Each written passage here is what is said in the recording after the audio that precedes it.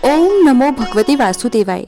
आगे की कथा सुनते हैं आज के 20वें अध्याय में। लेकिन हाँ, 20वां अध्याय बहुत छोटा होने के कारण 21वें अध्याय की कथा भी आज के ही वीडियो में हम आपके लिए लेकर आए हैं।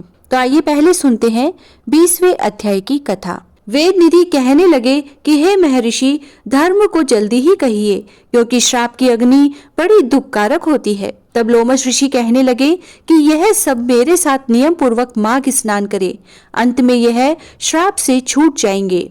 मेरा यह निश्चय है कि शुभ तीर्थ में माघ स्नान करने से श्राप का फल नष्ट हो जाता है। 7 जन्मों के पाप तथा इस जन्म के पाप माघ में तीर्थ स्थान पर स्नान करने से नष्ट हो जाते हैं। इस अच्छोद में स्नान करने से अवश्य ही मोक्ष की प्राप्ति होगी। राजसूय और अश्वमेघ यज्ञ से भी अधिक फल माघ मास स्नान से होता है। अतएव संपूर्ण पापों का सहज में ही नाश करने वाला माघ स्नान क्यों न किया जाए। ओम नमो भगवते वासुदेवाय। माघ मास कथा 20वां अध्याय समाप्त। आइए अब आगे की कथा में सुनते हैं 21वें अध्याय की कथा। लोमश ऋषि कहने लगे कि पूर्व काल में अवंती देश में वीरसेन नाम का एक राजा था। उसने नर्मदा के किनारे राजसूय यज्ञ किया और अश्वमेघ यज्ञ भी किए, जिनके खंभे सोने के बनाए गए। ब्राह्मणों को अन्न का बहुत सा दान किया और बहुत सी गाय, सुंदर वस्त्र और सोने के आभूषण दान में दिए। वह देवताओं का भक्त और दान करने वाला था। वही भद्रक नाम का एक ब्राह्मण, जो अत्यंत मूर्ख, कुलहीन, कृषि कार्य करने वाला, दुराचारी तथा अधर्मी था, वह भाई बंधुओं का त्यागा हुआ इधर उधर घूमता हुआ देव यात्रियों के साथ प्रयाग में आया और माघ में उनके साथ 3 दिन तक स्नान किया। वह 3 दिन में ही निष्पाप हो गया, फिर अपने घर चला गया। वह ब्राह्मण और राजा दोनों एक ही दिन मृत्यु को प्राप्त हुए।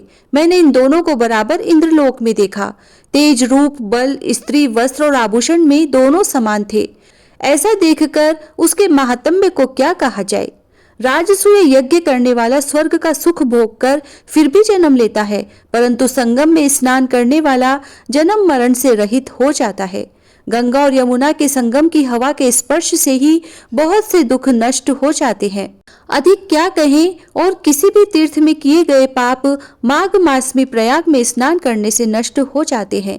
मैं पिशाच मोचन नाम का एक पुराना इतिहास सुनाता हूँ। इस इतिहास को यह कन्याएं और तुम्हारा पुत्र भी सुने, उससे इनको स्मृति प्राप्त होगी। पुराने समय में देवदूति नाम का बड़ा गंभीर और वेदों का पारंगत एक वैष्णव ब्राह्मण था। उसने पिशाच को निर्मुक्त किया था। तब वेद विधि कहने लगे कि वह कहाँ का रहने वाला था, किसका पुत्र, किस पिशाच को उसने निर्मुक्त किया। आप विस्तार पूर्वक यह सब कथा सुनाइए। लोमश ऋषि ने कहा, किलपक्के से निकली हुई सुंदर सरस्वती के किनारे पर उसका स्थान था। जंगल के बीच में पुण्य जल वाली सरस्वती बहती थी। वन में अनेक प्रकार के पशु भी विचरते थे। उस ब्राह्मण के श्राप के भय से पवन भी बहुत सुंदर चलती थी और वन चैत्र रथ के समान था। उस जगह धर्मात्मा देवदूति रहता था।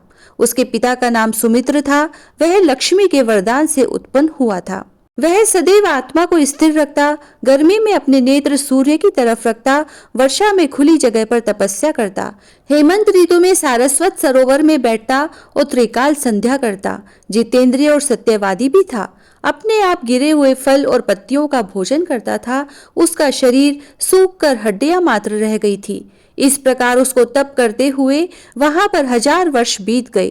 तप के प्रभाव से उसका शरीर अग्नि के समान प्रज्वलित था। विष्णु की प्रसन्नता से ही वह सब कर्म करता। दधीचि ऋषि के वरदान से ही वह श्रेष्ठ वैष्णव हुआ था। एक समय उस ब्राह्मण ने वैशाख महीने की एकादशी को हरि की पूजा कर उनकी सुंदर स्तुति तथा विनती करी। उसकी विनती को सुनकर भगवान उसी समय गरुड़ पर चढ़कर उसके पास आए। चतुर्भुज, विशाल नेत्र, मेघ जैसा स्वरूप, भगवान को स्पष्ट देखकर प्रसन्नता के मारे उसकी आंखों में आंसू भर आए और कृतकृत्य होकर उसने भगवान को प्रणाम किया। उसने अपने शरीर को भी याद न रखा और भगवान के ध्यान में लीन हो गया। तब भगवान ने कहा कि हे देवदूति, मैं जानता हूँ तुम मेरे परम भक्त हो। मैं तुमसे अति प्रसन्न हूँ, तुम वर मांगो। इस प्रकार भगवान के वचन सुनकर प्रेम के मारे लड़खड़ाती हुई वाणी में कहने लगा कि हे देवादिदेव, अपनी माया से शरीर धारण करने वाले आपका दर्शन देवताओं को भी दुर्लभ है। अब आपका दर्शन भी हो गया, मुझको और क्या चाहिए। मैं सदैव आपकी भक्ति में लगा रहूं। भगवान उसके वचन सुनकर कहने लगे कि ऐसा ही होगा, तुम्हारे तप में कोई बाधा नहीं पड़ेगी।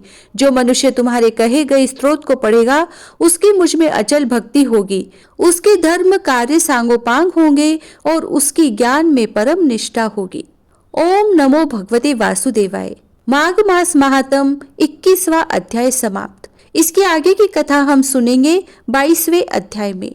जय श्री राधे।